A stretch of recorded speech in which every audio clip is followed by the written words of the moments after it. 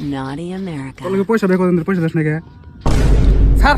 এই 500 টাকার জন্য কলার ধরোস নে তোর পয়সা নে দুটা গেছে